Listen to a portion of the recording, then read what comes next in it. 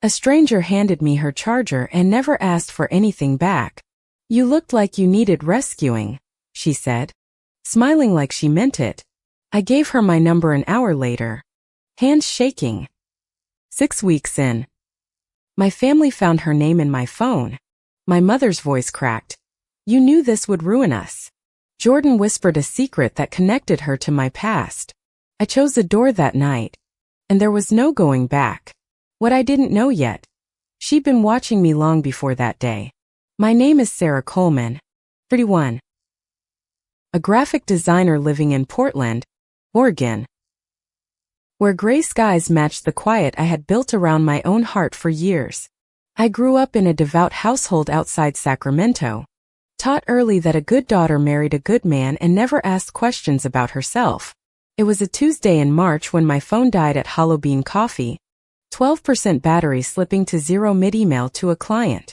I asked the barista for a charger, and a woman 2 tables over held one up before he could answer, saying, "Mine's free right now." She had short dark hair, ink-stained fingers, and a canvas bag covered in paint splatters, like she'd walked straight out of a studio. "I'm Jordan," she said, plugging my phone in herself, careful with the cord like it mattered. "You looked like the world was ending." I laughed for the first time that week and told her it kind of was, deadline-wise. And she just nodded like she understood completely. She didn't leave once my phone charged. She stayed, ordered another coffee, and asked what I was designing like she actually cared about the answer.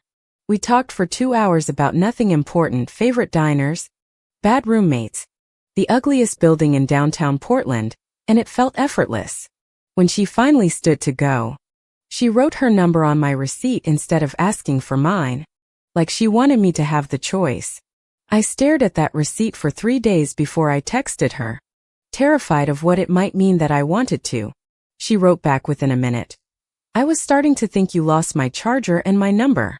We met again at the same coffee shop, then a diner, then a used bookstore where she read poetry out loud badly on purpose to make me laugh. I told myself this was just friendship, the kind 2 busy women build over shared coffee orders. Nothing more complicated than that.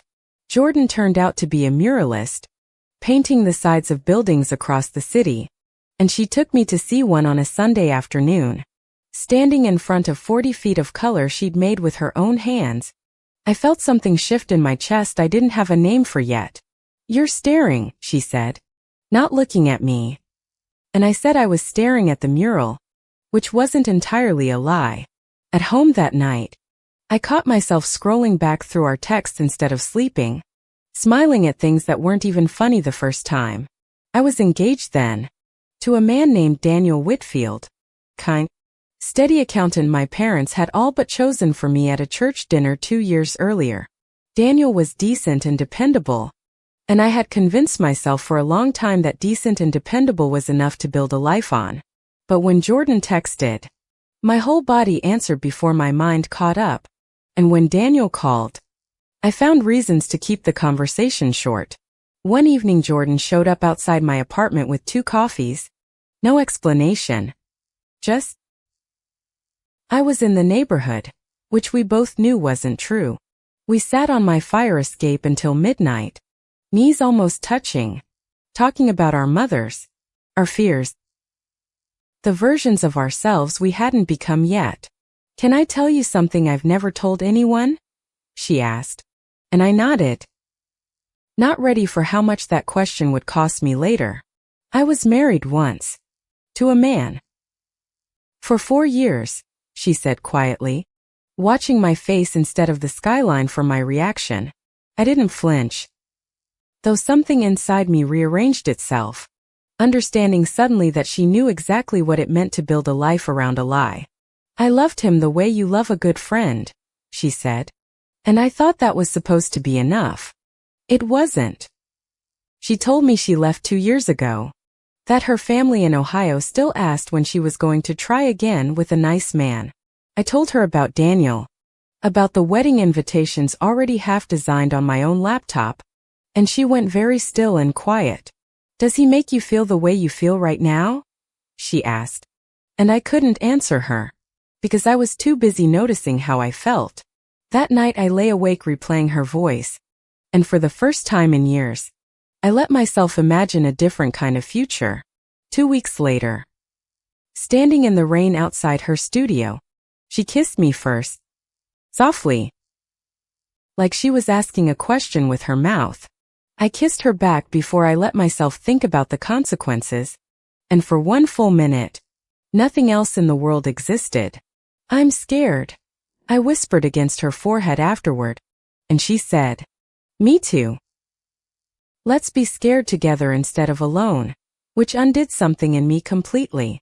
I started finding reasons to cancel dinners with Daniel, work deadlines, headaches, made-up meetings, anything to buy myself another evening with Jordan instead. Being with her felt like exhaling after years of holding my breath, like I had finally stopped performing a version of myself built for other people. She never rushed me, never asked me to define what we were, just kept showing up with charcoal-stained hands and terrible puns and patient eyes. I started sketching again, something I hadn't done since college, filling notebook pages with the shape of her hands, her laugh, the curve of her studio window. My mother called one Sunday, asking about cake flavors for the wedding, and I sat on my kitchen floor afterward and cried without knowing exactly why. Jordan found me there 20 minutes later. I texted her without thinking, and she just sat down next to me and held my hand until I stopped shaking. "You don't have to decide anything tonight," she said, "but you can't keep living 2 different lives forever. It'll break you eventually." I knew she was right, but I wasn't ready to lose everything I'd been raised to believe I needed: family, approval, a place at the table. We started meeting somewhere new each time. Careful, quiet, like 2 people committing a small crime that only hurt ourselves. I told my best friend Priya first, terrified of her reaction, but she just hugged me and said, "I always wondered when you'd tell me. You knew." Asked, done. And she laughed. "Sarah, you talk about her the way people talk about their favorite song." It was obvious. Having one person know felt like setting down a suitcase I hadn't realized I was carrying, even if the weight of everyone else still remained. Jordan invited me to her next gallery show, a small collection called Doors, and I stood in front of one painting for almost 10 minutes. It showed a woman standing in an open doorway, half in light, half in shadow, unable to decide which side of the frame to step into. "That one's about someone I used to know," she said carefully, watching me instead of the canvas, and something in her voice made my stomach drop. I didn't ask who. Some part of me already suspected the answer would complicate everything I was trying to build with her. Daniel proposed a definite wedding date that week, the 2nd Saturday in September, and my mother started calling florists before I'd even said yes to the date. I told Jordan that night, watching her face carefully, and she went quiet in a way I hadn't seen from her before. "So that's it? September?" she asked, and I had no answer that didn't sound like a betrayal of one of them. "I need time," I said, and she nodded slowly. "Time is the one thing neither of us actually has, Sarah. Not with a wedding on the calendar." My grandfather, the patriarch of our family, had built his reputation in our church community over 40 years, and everyone knew what he expected of his granddaughters. My mother pulled me aside after Sunday service, her eyes tired. "Whatever's distracting you, fix it before September. Your grandfather is already asking questions." At work, a colleague named Renee had seen Jordan drop me off downtown one morning, lingering a beat too long before driving away. "Who's your friend?" Renee asked in the break room, in a tone that made clear she already suspected the answer wasn't simply a friend. I brushed it off, but Renee kept bringing it up. Small comments dropped into meetings, testing how much I would let her see. 2 weeks later she cornered me by the printer. "I know what I saw. Play nice with the promotion committee, or people might hear things." My stomach turned to ice. The senior designer position I'd worked 3 years toward suddenly felt like it was being held hostage by a stranger's silence. I told Jordan that night, and her jaw tightened in a way I hadn't seen before. She's threatening your career over who you love. That's not okay. Sarah. I can't fight her and my family at the same time, I said, exhausted. And Jordan reached for my hand across the table without a word. Then let me help carry some of it, she said. And for a moment I let myself believe that might actually be possible. At Jordan's studio one evening, I found an old photograph tucked in a drawer, her, younger, standing beside a man at what looked like a wedding. That's my ex-husband, she said when she noticed me looking, taking the photo gently from my hands. Marcus. Different life. Different person. Something about his face nagged at me, familiar in a way I couldn't place, though I told myself it was probably nothing at all. Weeks later, at a family dinner, Daniel mentioned his estranged older sister for the first time, someone he hadn't spoken to in years over a bitter divorce. She left her husband for some artist. His mother sniffed at the table, embarrassed the whole family. We don't say her name anymore. My fork froze halfway to my mouth. What's her name? Asked, my voice tighter than I intended, dread already climbing up my throat. Jordan, Daniel said flatly. Jordan Whitfield. Though I think she goes by Reyes now. Her mother's maiden name. Why do you ask? I don't remember answering. I remember the room tilting slightly, the sudden understanding that the woman I loved was my fiancé's own sister. I confronted Jordan the next day, my voice shaking. You knew. This whole time. You knew exactly who Daniel was to me, and you said nothing. I didn't know at first, she said, her eyes wet. Not until you mentioned his last name a month in. By then I couldn't figure out how to tell you. You let me fall in love with you without telling me you were about to become my sister-in-law, I said, the betrayal cutting sharper than I expected. I was terrified you'd leave, she admitted. I told myself I'd find the right moment. There was never a right moment. Sarah. I'm sorry. I walked out of her studio that night without looking back, certain I could never trust her the same way again. For a week I avoided both of them, burying myself in wedding planning like it might somehow erase the last 3 months of my life. My mother noticed the change immediately. You seem lighter, she said, misreading my numbness for peace. And I didn't correct her. But every color palette I chose for the wedding invitations looked wrong, flat. Like I was designing a life that belonged to someone else entirely. Priya finally sat me down. You're punishing her for being scared. Sarah. You were scared too. That doesn't make what you had a lie. It changes everything, I said. She's Daniel's sister. There's no version of this that doesn't blow up my entire family. Maybe, Priya said gently. Or maybe you're using the family drama as an excuse not to admit how much this actually terrifies you. I didn't have an answer for that, because some quiet, honest part of me suspected she was right. Renee escalated her threats at work, hinting to the promotion committee that I was distracted and not a team player without ever saying why outright. I lost the senior designer role to a colleague with half my experience, and I sat in the bathroom afterward, furious at myself for staying silent. That night I called Jordan for the first time in 10 days. She picked up on the first ring, like she'd been waiting. I lost the promotion, I said.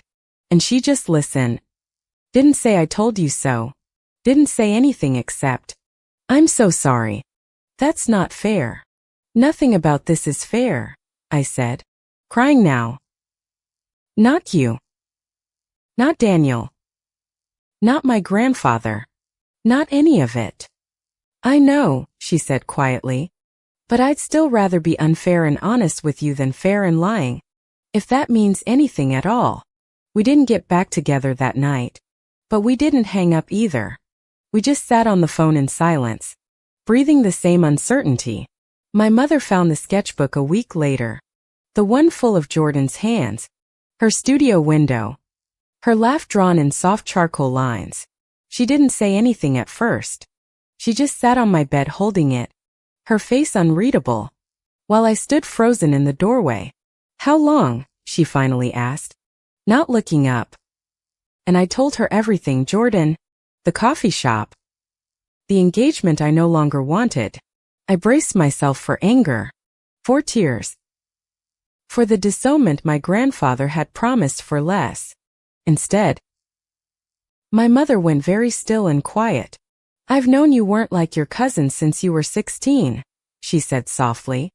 "I've spent 15 years making sure your grandfather never noticed."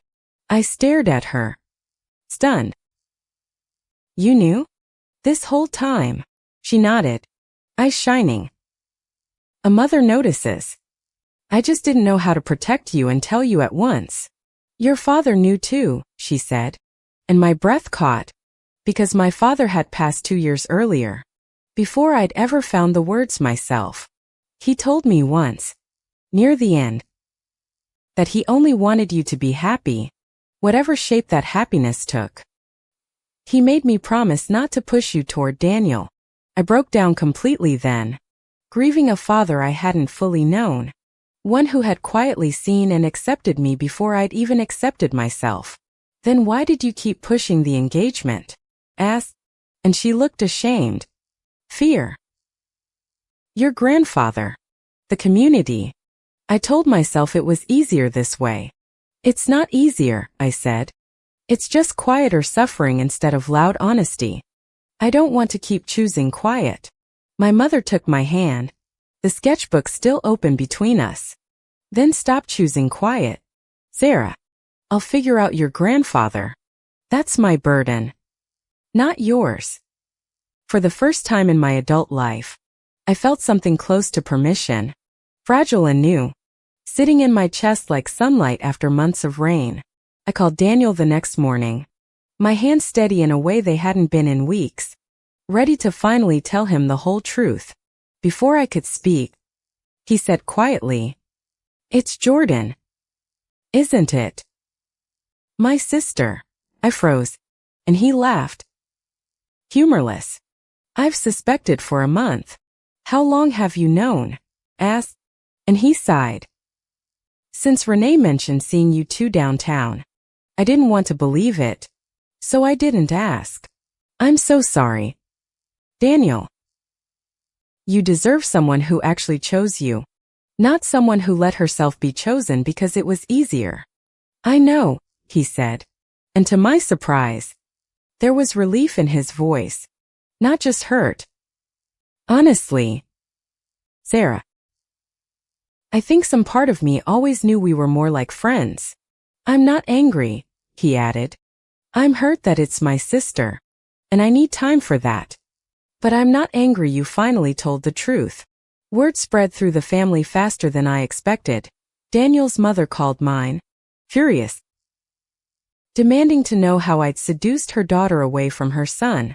My grandfather summoned the entire family to his house that Sunday, the kind of summons that hadn't happened since my uncle's bankruptcy years earlier. I sat at his long oak table while he read from a Bible he rarely opened, his voice low and cold, listing every reason this was a disgrace. "You will end this foolishness," he said, "or you will no longer be welcome at this table." That is not a threat. That is a fact. My mother stood up before I could answer. "Then I won't be welcome either, Dad, because I'm not choosing between my daughter and this table." The room went silent. I had never once, in 31 years, seen my mother stand against her own father, and I could barely breathe. "She's my daughter," my mother said, voice shaking but clear. "And I already lost enough years pretending I didn't know who she was. I won't lose more." My grandfather's face reddened, but for the first time, he didn't have an immediate answer, and the silence stretched long and sharp. I drove straight from that house to Jordan's studio, tears blurring the road, needing to see her more than I needed to breathe. She opened the door before I even knocked, like she'd been watching for headlights, and I fell into her arms without a single word. "I'm sorry I walked away," I said into her shoulder. I was scared and I made you carry all of it alone. That wasn't fair to either of us. You came back, she said, holding my face in her hands. That's what matters. We both made mistakes. Let's stop being scared separately and start being scared together. We sat on her studio floor until dawn, untangling everything. Daniel, the promotion, Renee's threats, my grandfather's ultimatum, piece by piece. Together this time. There's something else, she said carefully, and my chest tightened, bracing for one more secret I wasn't ready for. The coffee shop, she said. It wasn't entirely random. I'd seen you at my gallery show 3 weeks before, standing in front of my paintings for 20 minutes. You never came over, I said, and she smiled, embarrassed. I was too nervous. When I saw you at Halloween, I just took the opening the universe gave me. You plan to be there? Asked, half laughing, half stunned. And she shrugged. I may have started going to that coffee shop every day, hoping. Somehow that confession, instead of feeling manipulative, felt like the most honest thing anyone had done for me in years. She had simply wanted me enough to try. So the dying phone battery wasn't fate, I said. And she grinned. No. That part was real luck. Everything after that was just me being brave enough to stay. Monday morning, I walked into HR and reported Renee's threats directly, laying out dates, comments, and witnesses without flinching once. The investigation moved faster than I expected. 2 other colleagues came forward with similar stories about Renee threatening them over unrelated personal matters. Renee was let go within the month, and the senior designer role, reopened for review, was offered back to me with a formal apology from leadership. I almost said no, exhausted by everything the position had already cost me, but Jordan reminded me I'd earned it long before any of this happened. Don't let her theft become your reason to shrink, she said. Take the job because it's yours, not because you're trying to prove anything to anyone. I accepted the promotion the next day, and for the first time in months, something in my life felt like it was finally, quietly, mine again. Daniel's mother refused to speak to me at family gatherings, cutting me from the guest list of every event she organized that year. It hurt more than I expected, losing a woman I'd once called almost family. But I understood that some doors close no matter how gently you knock. My grandfather didn't speak to me for 2 months, and my mother bore the brunt of his silence, eating dinner alone at his table each Sunday. Is it worth it? I asked her once, guilty. And she squeezed my hand. You are worth it, Sarah. Don't ever ask me that question again. Jordan and I moved slowly this time, careful with each other in a way that felt earned rather than fragile, built on honesty instead of secrecy. We started spending Sundays together at Halloween, the same corner table, like we were rewriting the beginning of our story on purpose. One afternoon, Daniel showed up there unannounced, hesitating at the door before walking over, hands in his pockets, looking younger than I remembered. I wanted to see you both together, he said. Make sure it was real, and not just some midlife crisis dressed up as love. I braced myself. He looked at Jordan for a long moment, something softening in his face. You look happy. Yo. I haven't seen you look like this in years. It was the first time he'd called her by her childhood nickname since their estrangement began, and Jordan's eyes filled with tears at the sound of it. I'm sorry, Jordan told him. For everything. For disappearing. For not telling you about Sarah sooner. For all the years we lost over pride. I'm sorry too, Daniel said. I let Mom's anger become my anger. That wasn't fair to you. Maybe it's time we both stopped inheriting her grudges. They didn't fully repair that afternoon. But something cracked open between them. An old door. Rusted shut for years. Creaking slowly back on its hinges. My grandfather's health scare that spring, a bad fall, a week in the hospital, shook the entire family and softened something none of us expected. I visited him despite everything, sitting by his bed while machines beeped steadily, and he looked at me for a long time before speaking.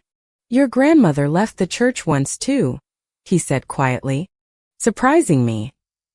"Different reason. I never told anyone. Maybe I understand more than I've let myself admit." It wasn't an apology. Not exactly.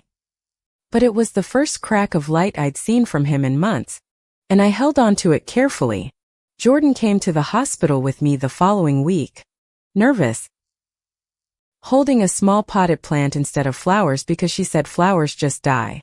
My grandfather studied her for a long, silent moment, then gestured at the empty chair beside his bed. "Sit. Tell me about your paintings." It wasn't acceptance. Not fully. Not yet. But it was a beginning. The same kind of small brave opening Jordan had given me at that coffee shop. Over the following weeks, he asked about her twice more. Gruffly. Like the questions cost him something. And each time I let myself hope a little more. My mother started attending Jordan's gallery openings, standing quietly by the paintings, studying each one like she was trying to understand her daughter through color.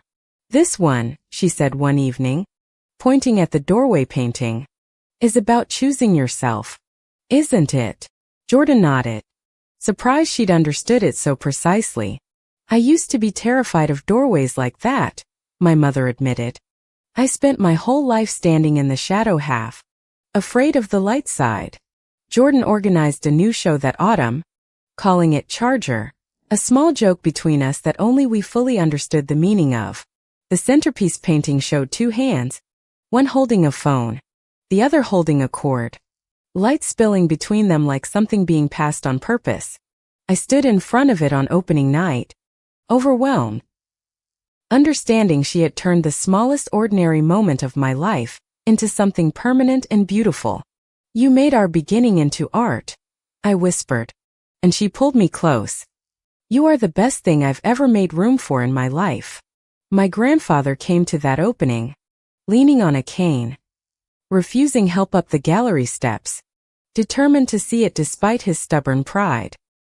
He stood in front of the centerpiece painting for a long time, then turned to Jordan. "You're talented. My granddaughter has good taste. Seems." In more than one way, it was as close to a blessing as he had ever given anyone, and the whole room seemed to exhale at once, myself included. Daniel came too, standing beside his mother, who arrived reluctantly, arms crossed, refusing to look directly at either Jordan or me for most of the evening. Near the end of the night, I caught her studying the doorway painting from earlier, her expression unreadable, softer than I'd ever seen it. She didn't apologize. She wasn't ready for that yet. But she stayed the whole evening instead of leaving early. And for her, that was enormous. Later, Jordan pulled me outside onto the gallery's small balcony. City lights spread out below us like scattered coins on dark water. "I have something to ask you," she said, suddenly nervous in a way I'd rarely seen from her, hands fidgeting with the edge of her jacket. "I know we've only been doing this properly for a few months," she said, "but I've been sure about you since the day your phone died." She pulled a small box from her pocket, not a ring, but a keychain shaped like a phone charger, and I laughed through sudden tears. "It's ridiculous." "I know," she said, "but I wanted to ask if you'd move in with me. Officially. No more separate apartments. No more careful distances." "Yes," I said immediately. No hesitation left in me at all, the word arriving easier than any decision I'd made in years. We told my mother together the following weekend, and she hugged Jordan so tightly I thought she might not let go for several full minutes. "Welcome to the family," she said, half laughing, half crying. The difficult, complicated, still learning family, but ours nonetheless. Packing up my old apartment, I found the receipt from Hollow Bean. Jordan's number faded but still legible. tucked inside an old design portfolio. I framed it, small and simple, and hung it by our new front door. A reminder of the ordinary moment that had changed everything. Daniel started dating someone new that winter. A kind woman from his accounting firm, and he called to tell me himself, sounding lighter than I'd heard in years. "Thank you," he said unexpectedly, "for telling the truth eventually. Even though it was messy, we both got to build real lives because of it." My grandfather passed the following spring, peacefully, and among his things, my mother found a letter addressed simply to Sarah, dated months earlier. In it, he admitted he had been wrong about many things, that watching me choose courage had quietly changed how he saw the whole shape of love. "I don't have long left to be stubborn," he wrote. "So let me say plainly, I am proud of the woman you've become. I should have said it sooner." I read that letter sitting on our apartment floor, Jordan beside me, and grieved a relationship I'd only just begun to repair before losing it entirely. "He saw you clearly at the end," Jordan said softly, holding me. "That matters. Even if it came late. Some doors open just before they close for good." At his memorial, my mother asked me to speak, and I stood before the whole extended family and told them the truth of my own life, plainly. I talked about the coffee shop, the charger, the year of hiding, the family that had finally, imperfectly, chosen to stay rather than turn away. Daniel's mother approached me afterward, stiff and formal, and said only, "He looked happy in that painting. I suppose that counts for something." It was enough. Jordan and I painted our own front door that summer, deep blue, the same color as the doorway in her very first painting of me. "No more standing half in shadow," she said, brushing paint onto the frame, and I kissed her, laughing. Paint on both our hands. We got married the following June, small and simple, in a backyard full of people who had once doubted us and stayed anyway. My mother walked me down a short garden aisle, my father's photograph pinned quietly inside my bouquet, present in the only way he still could be. Jordan cried through her vows, and so did I. And somewhere near the back, my grandfather's empty chair sat draped simply with white flowers. 3 years later, we still keep 2 phone chargers by our door, one for each of us. A small ordinary joke that never stopped meaning everything. I used to think love had to look like the life I was handed, but really, it only ever needed one honest, borrowed connection to begin. Fendi.